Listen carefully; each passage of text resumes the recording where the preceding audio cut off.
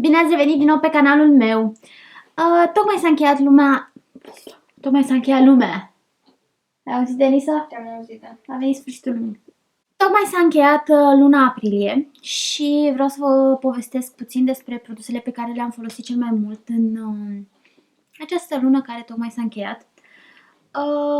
Am selectat câteva produse foarte interesante pentru voi și chiar le-am folosit destul de des, așa că am câteva lucruri utile despre ele pe care vreau să le împărtășesc. Primul produs pe care l-am folosit foarte mult în luna aprilie este trusa Too Faced Chocolate Bonbons, care, pe lângă faptul că miroase a bomboane de ciocolată, și se potrivește cu unghiile mele, are, după cum vedeți, o selecție de nuanțe foarte frumoase. Are și nuanțe mate și nuanțe satinate și nuanțe cu particule de sclipici.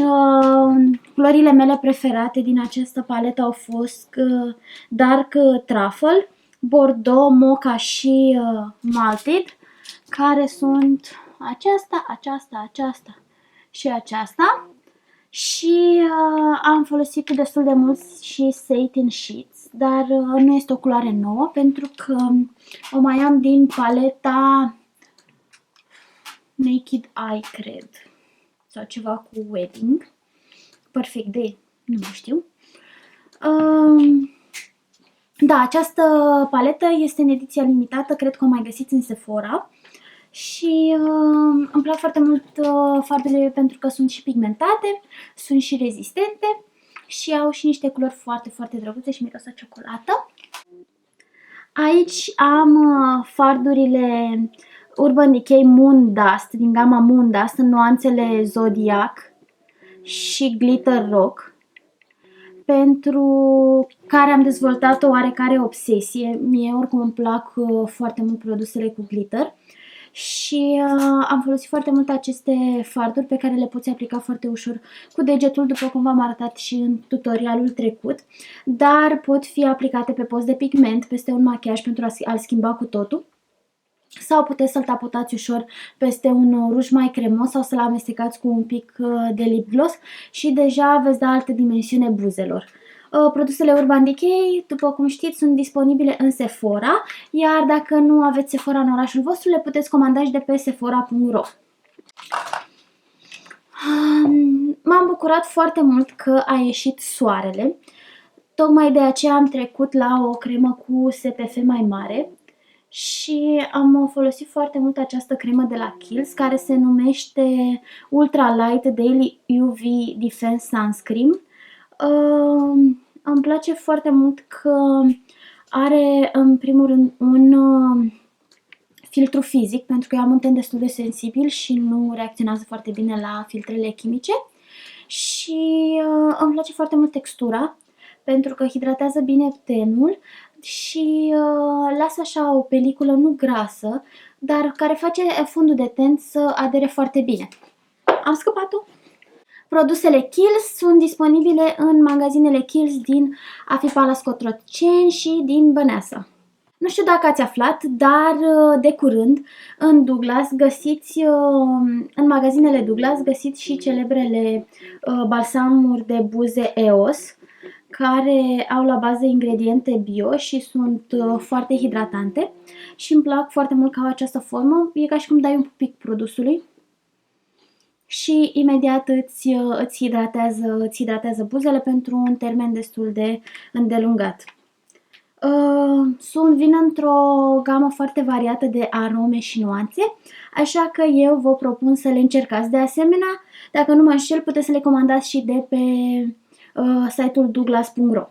Luna trecută am descoperit două noi produse Murad, care au intrat în rutina mea de îngrijire a pielii. Este vorba despre gelul de curățare Murad Clarifying Cleanser,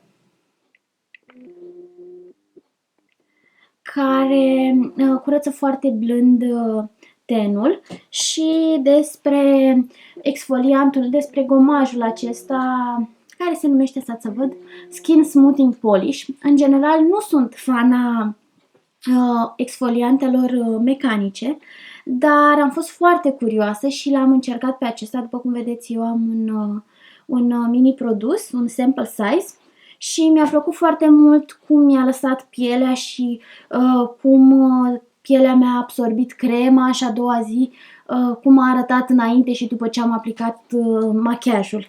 Așa că folosesc acest produs în fiecare săptămână, dar doar o dată pe săptămână. Și ultimul produs despre care vreau să vă vorbesc astăzi este un produs de îngrijire a părului. Este vorba despre această spumă de la Elgon, se numește Luminoil. Este o spumă tratament care se aplică ultima după balsam. Trebuie clătită, nu se agită, deci spre deosebire de spumele clasice, aceasta nu se agită înainte și se lasă un pic pe păr și să acționeze și apoi veți vedea cum să zic eu, ce splin se simte părul, ca și cum ar fi fost așa încărcat cu keratină, ce ușor se descurcă și cât de flexibil este. Spuma mea este aproape plină pentru că aproape toată luna aprilie eu m-am spălat pe păr doar la salon, la Hair Wellness, însă acolo fetele folosesc această spumă tratament pe care mi-o aplică după fiecare spălare și părul meu, deși a fost decolorat luna ce tocmai s-a încheiat, arată minunat în continuare și sunt foarte încântată de lucrul ăsta. Cred că mai bine aș dona această spumă salonului, pentru că eu acasă nu prea am ocazia să o folosesc. Însă o puteți cumpăra din saloane și sunt sigură că o găsiți și online și vă recomand cu toată încrederea, mai ales dacă aveți părul deshidratat sau dacă necesită un tratament de reparare. Acestea au fost produsele preferate din luna aprilie. Sper că v-a plăcut clipul meu. Dacă ați încercat vreunul dintre produsele pe care eu vi le-am recomandat, vă rog să-mi spuneți ce impresii aveți despre ele. Dacă vă doriți să încerc anumite produse de asemenea, vă rog să-mi spuneți prin comentarii. Dacă aveți idei de videouri, le aștept cu drag, pentru că uneori simt că rămân fără idei. Și nu uitați să vă abonați la canalul meu, să îi dați un like și să îl share-uiți ca să-l vadă și alte persoane interesate. Vă mulțumesc și ne vedem data viitoare! Mua!